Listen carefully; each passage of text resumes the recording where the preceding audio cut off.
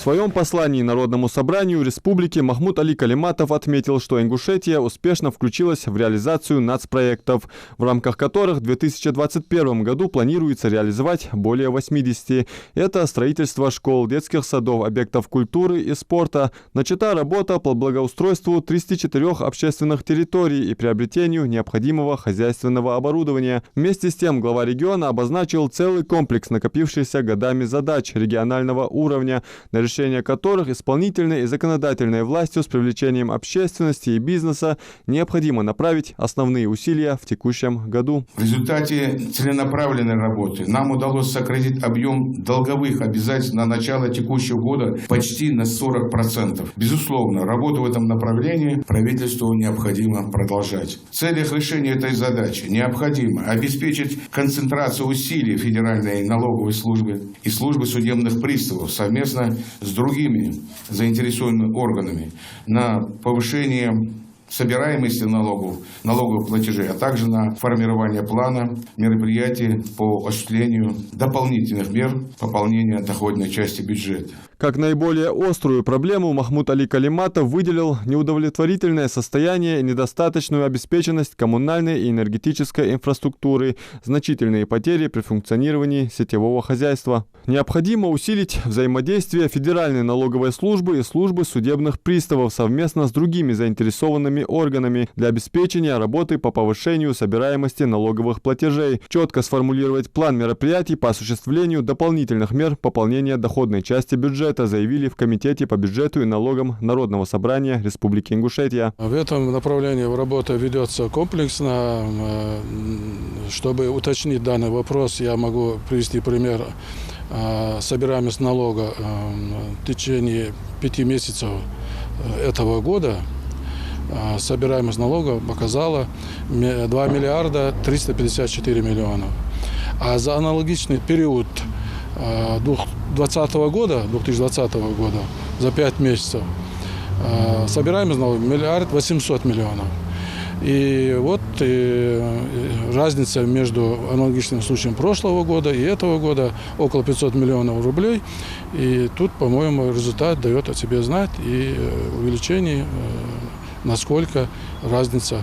Это все делается благодаря тому, что слаженная работа всех необходимых структур, которые задействованы для увеличения собираемости налогов.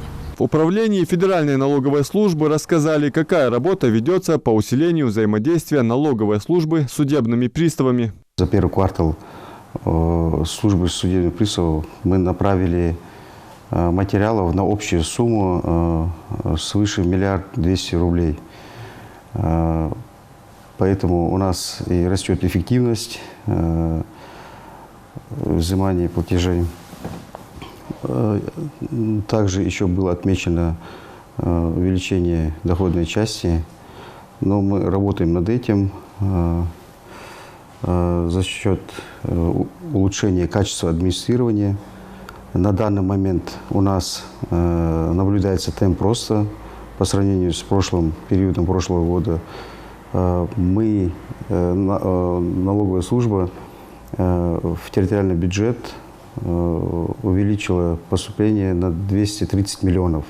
Также ведомство проводит активную работу по пополнению территориального бюджета республики и выявлению дополнительных резервов по увеличению бюджета. В этом плане помимо налоговой службы задействованы и органы внутренних дел республики. На основании этого плана нами проводится, например, с органами госавтоинспекции систематически, в том числе с участием сотрудников службы судебных приставов, рейдовые мероприятия по выявлению должников физических лиц в основном, имеющих задолженность по транспортному налогу, земельному налогу, налогу на имущество. И заставляем соответствующих должников, в принципе, предлагаем в первую очередь, конечно, погасить имеющиеся задолженности. И, соответственно, в случае, если они этого добровольно не делают, мы принимаем соответствующие меры принудительного взыскания, в том числе арестом имущества, транспортных средств, запретом на выезд за рубеж. И по итогам 2020 года числящаяся совокупная задолженность налогоплательщиков нам у нас получилось уменьшить на 18%, почти на 19%. Это около 900 миллионов рублей.